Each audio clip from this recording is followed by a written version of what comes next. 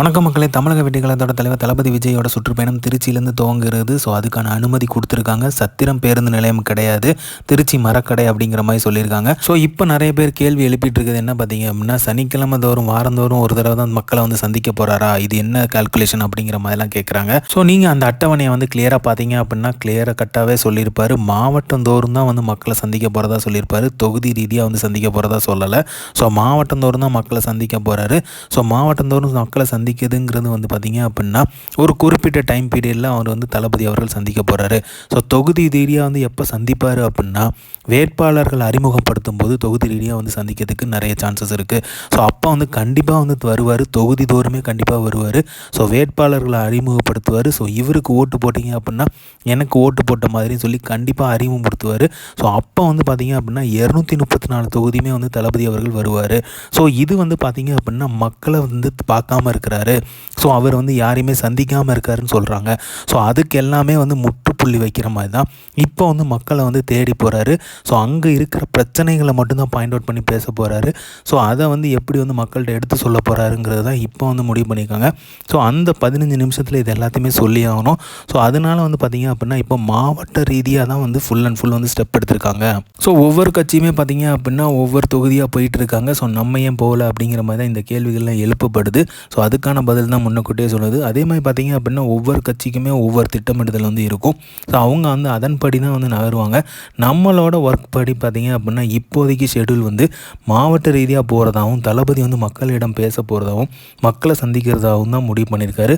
So அதுதான் இந்த schedule வந்து ஃபுல் அண்ட் ஃபுல் போட்டிருக்காங்க. ஸோ முக்கியமான கேள்வி பார்த்திங்க அப்படின்னா சனிக்கிழமை ஏன் சூஸ் பண்ணார் அப்படிங்கிற முக்கியமான கேள்வி எழுப்பப்படுது. முக்கியமாக பார்த்திங்க அப்படின்னா பிரதானமாக இது வந்து முடிவு எடுக்கப்பட்டது பார்த்திங்க அப்படின்னா பள்ளி கல்லூரிகளுக்கு செல்பவர்களுக்காக இது வந்து வசதியை ஏற்படுத்துறதுக்காகவும் மக்களுக்கு வந்து இடையூறு இல்லாமல் வந்து இந்த பயணம் வந்து இருக்கணும் அப்படிங்கிறதுக்காக தான்.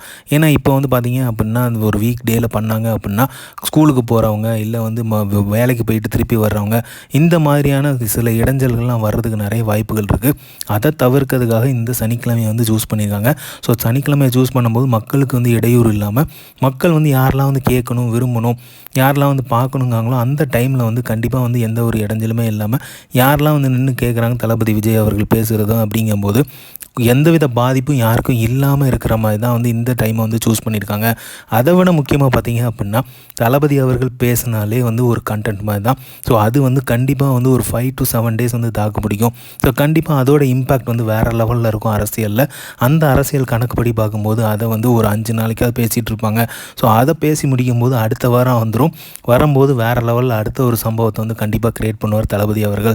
ஸோ தரமான பிளானிங் தான், தரமான சம்பவத்தை தான் பண்ண போகிறாரு. ஸோ மக்கள் சந்திப்பு அப்படிங்கிறத கையில் எடுத்திருக்காது. ஸோ ஆக்டிவாக வந்து இனிமேல் வந்து தாவேக்கா இருக்கும் அப்படிங்கிறதையும் இனிமேல் அவர் சொன்ன மாதிரி இனிமேல் வந்து பார்த்திங்க அப்படின்னா சம்பவம் இருந்துக்கிட்டே தான் இருக்கும், கண்டினியூஸாக இருக்கும் அப்படிங்கிறத மதுரை மாநாட்டில் ஆணித்தரமாக அடித்து பேசியிருந்தார். அரசியல் களம் வந்து பயங்கரமாக சூடு பிடிக்க ஆரம்பிச்சிச்சு. இப்போவே வந்து நிறைய தடங்கல்கள்லாம் போட ஆரம்பிச்சிட்டாங்க.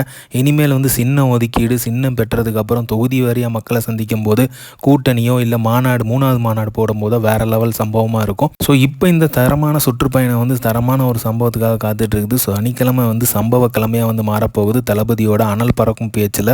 இந்த மாதிரி தளபதி அப்டேட் தெரிஞ்சுக்கிறதுக்கு லைக் பண்ணுங்கள், ஷேர் பண்ணுங்கள், ஃபிலிமா சேனலை சப்ஸ்கிரைப் பண்ணுங்கள். தேங்க்யூ.